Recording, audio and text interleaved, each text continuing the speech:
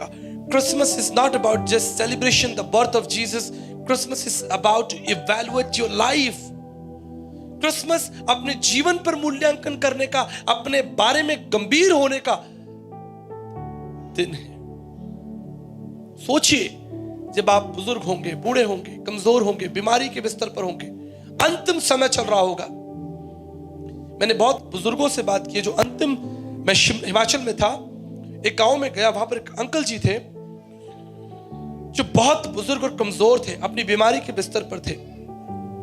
और जब मैं उनके लिए प्रार्थना करने गया, उन्होंने मेरे सामने एक बात रखी। उन्होंने कहा, बेटा मैंने जीवन भर अच्छा खाया, मैं एक आईपीएस ऑफिसर था, अच्छी यात्राएं की, लोग मुझे सलाम करते थे, लेकिन आज जब मैं जीवन के अंतिम मोड़ पर हूं, मुझे नहीं मालूम मैं एक्चुअली कहां जा रहा हूं।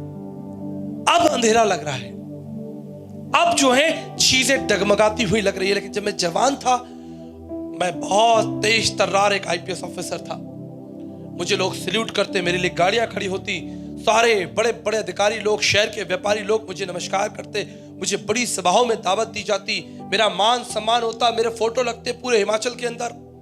But now I am dying, I am suffering. मुझे नहीं मालूम कि मैं अगला दिन भी देख पाऊंगा। उनके वेंटिलेटर लगा हुआ था, गहरी गहरी सांसें ले रहे थे। मेरे पास उनके लिए कोई खास संदेश नहीं था, इसलिए क्योंकि वो अपने जीवन के सारे दिन तो जी चुके हैं। मेरे पास केवल एक छोटा संदेश था, एक साधारण संदेश था कि आप अपने पापों को मान लीजिए और यीशु मसीह से पश्चाताप कीजिए। आप जानते हैं, उन्होंने अपने हाथों को जोड़ा। अंतिम समय जब मैंने उन्हें देखा, उन्होंने अपने हाथों को जोड़ा और प्रभु से कहा, प्रभु मुझे क्षमा कर दीजिए उन सब अधर्मों के लिए। और उनकी आंखों से आंसू बह रहे थे। He was crying with tears. मेरा हृदय बड़ा विचलित हो गया। एक दिन मैं और आप उस परिस्थिति से निकलेंगे, एक दिन मैं और आप उस स्थान से गुजरेंगे। वो दिन आएगा जब मैं और आप अंतिम जीवन की सांस ले रहे होंगे और हम अपने जीवन का मूल्यांकन करेंगे कि क्या मैंने एक अच्छा, ईमानदार और एक अच्छा पवित्र जीवन परमेश्वर के लिए जिया है, या बस खाया पिया, एंजॉय किया, पैसा गाड़ी बनाई और इस संसार से हम विदा हो रहे हैं।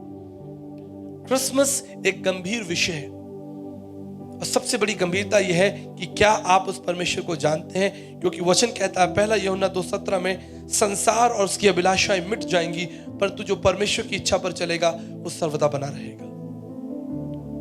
आप सर्वदा बनाए रहने के लिए बनाए गए थे, लेकिन पाप आपका अंत कर सकता है, दुष्टता आपको अंधकार में ले जा सकती है, पाप आपको परमेश्वर से बहुत दूर ले जा सकता है। इसलिए क्रिसमस हम सेलिब्रेट कर रहे हैं कि परमेश्वर इस संसार में हमारे लिए एक उपाय, एक प्रबंध लेकर आया। उसने कहा, मैं तुम्हारा कर्जा भरूंगा, मैं तुम्हारी सहायता करूंगा, I will help you, I will guide you. मैं उस व्यक्ति के बारे में सोचता हूं जो अंतिम क्रूस पर लटका हुआ था यीशु मसीह के साथ। लास्ट टाइम उसकी जिंदगी की वो आखिरी शाम थी, आखिरी दोपहर, आखिरी शाम, लेकिन उसके सामने यीशु मसीह था और वो क्रूस पर जड़ा हुआ था, उतर नहीं सकता। कुछ लोगों ने कहा कि उसने बपतिस्मा नहीं लिया, लेकिन वो स्वर्ग पहुंच गया। What a glorious! A man enter in the kingdom of God even without baptism. हमारे मसीह समाज में यीशु मसीह के पीछे चलने के लिए जल संस्कार की विधि, पापों की पश्चाताप की विधि कितनी अनमोल है, कितनी महत्वपूर्ण है। We all have to take। पिछले दिनों मेरी बच्ची ने भी जल संस्कार की विधि के द्वारा यीशु मसीह को अपना उद्धारकर्ता ग्रहण किया। वो आखिरी शाम उस व्यक्ति के लिए, उसके पास समय नहीं था कि वो क्रूस से उतरे और उतर कर प्रभु के पैरों को चूमे। उसके पास समय नहीं था कि वो प्रभु के पांव को पकड़ ले और रोए। वो तो क्रूस पर चढ़ा हुआ था। He was on the cross and dying। बस कुछ ही क्षण थे उसके पास। उसने अपनी कमजोर निगाहों से अपनी घायल अवस्था में यीशु मसीह की तरफ देखा। टूटा हुआ, घायल, नंगा, सफरिंग, उसके शरीर से खून की बूंदें गिर रही हैं। बस अगले 1 घंटे में उसका प्राण इस शरीर से निकल जाएगा और वो कल का सवेरा नहीं देख पाएगा। उस कमजोर स्थिति में उसने बस यीशु मसीह की तरफ देखा और कहा, हे प्रभु, जब तेरा राज आए तो मुझे स्मरण रखना, मुझ पर दया करना। आप जानते हैं, यीशु ने तरस की निगाहों से उसकी तरफ देखा। God moved with compassion। प्रभु यीशु मसीह उस क्रूस पर जब वो स्वयं मर रहा है, he is dying, उसने उस व्यक्ति की तरफ तरस से देखा और क्या कहा, आज ही तू मेरे साथ स्वर्ग लोक में होगा। आज ही तू मेरे साथ स्वर्ग में होगा। आप कल्पना करके देखिए, एक मरता हुआ व्यक्ति प्रभु से प्रार्थना करता है।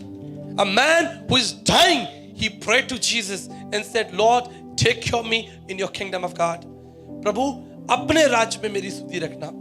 मैं धन्यवाद करता हूं, हम मर नहीं रहे, हम जिंदा हैं। हमारे पास बड़ा अवसर है कि हम प्रभु के चरणों में गिरकर इस वचन को पढ़कर प्रभु को सेलिब्रेट कर सकते हैं। उस व्यक्ति के पास सेलिब्रेशन का समय नहीं था, इट इज डेड एंड। लेकिन मेरे और आपके लिए अभी एक लंबा समय है। हम उसकी आराधना कर सकते हैं, उसके लिए नए गीत लिख सकते हैं, उसके लिए नाच सकते हैं, कूद सकते हैं, उसकी आराधना कर सकते हैं, उसके पांव में गिरकर, उसके वचन के सामने गिरकर उसके नाम को धन्यवाद और पवित्र कह सकते हैं। लेकिन उस व्यक्ति के पास ये समय नहीं था। मेरे प्रियो, आपके पास समय है। आपको चुनौती देना चाहता हूं, टेक इट वेरी सीरियस। ये आपकी जिंदगी का बीमा है। आपको मालूम है, जब कोई व्यक्ति गाड़ी खरीदता है तो वो अपना गाड़ी का इंश्योरेंस करा लेता है। उसे डर है कि अगर मेरी गाड़ी कहीं बाजार में टक्कर हो गई तो मेरे ऊपर 40,000 50,000 का खर्चा होगा। सबने करा रखा है ना? ठीक है। ठीक इसी तरह no one can help you when you will stand in front of mighty God. कोई आपकी सहायता नहीं कर सकता जब आप पवित्र परमेश्वर के सामने खड़े होंगे। एक अंतिम कहानी बताकर आपके लिए प्रार्थना करना चाहता हूं। ये सच्ची कहानी अमेरिका की, very true story, listen it very careful. America में एक ड्रग पैडलर था जो ड्रग्स की सप्लाई करता था। उसने बहुत धन जो है वो ड्रग्स बेच बेच कर कमाया, और एक दिन उसे पुलिस ने पकड़ लिया और उसे कानून कोर्ट में पेश किया गया। उस व्यक्ति ने शहर के सबसे अच्छे लॉयर को हायर किया, सबसे अच्छे लॉयर को, और लॉयर ने अपना दिमाग लगाया और उस व्यक्ति को बचा लिया। जब वो व्यक्ति जो ड्रग्स पैडलर था, उसने इस बात को देख लिया कि एक अच्छे वकील की सहायता से मैं ये बच सकता हूं, उसने अपना काम और तेजी से करना शुरू कर दिया।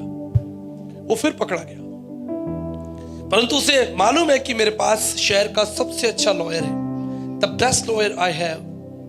वो फिर पकड़ा गया और उस लॉयर ने उसे फिर बचा लिया। अब तीसरी बार जब वो व्यक्ति पकड़ा जाता है तो वो बिल्कुल भी दुखी नहीं है। He is smiling, actually he is rejoicing.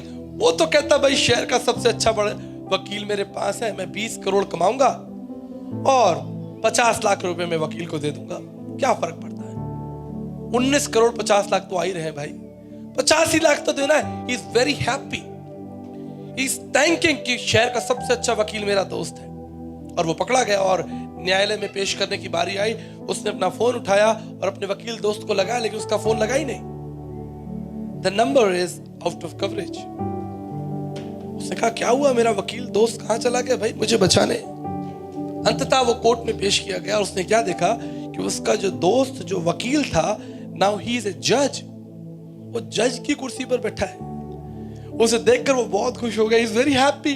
उसे कहा, ये तो मेरा दोस्त है, और ये पहले तो वकील था लेकिन अब तो जज। उसने उसको आंख मारी, भैया 1 करोड़ 1 करोड़। जज ने कहा, इस मक्कार को सामने लेकर आओ। बोला, 1 करोड़, तुम्हें मैं 10 साल की जेल में भेजता हूं। उस जज ने उसे 10 साल के लिए जेल भेज। It's a true story. जब वो जा रहा था तो उस व्यक्ति ने कहा कि सर, मैं आपसे एक सवाल पूछना चाहता हूं। आप मुझे भूल गए? आप मेरे वकील थे, मैंने आपको 3 बार हायर किया और आपने मेरी मदद की। उसने कहा, मेरे मित्र सुन लो, एक समय था जब मैं वकील था, लेकिन अब मैं न्यायाधीश हूं।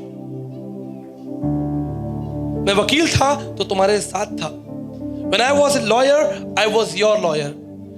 But now I am a righteous judge. मैं एक न्याय करता हूं। मेरे प्रियो, जब तक आप जिंदा हैं, यीशु मसीह आपका वकील है। लेकिन जिस दिन आपकी आंखें बंद होंगी, आप वकील यीशु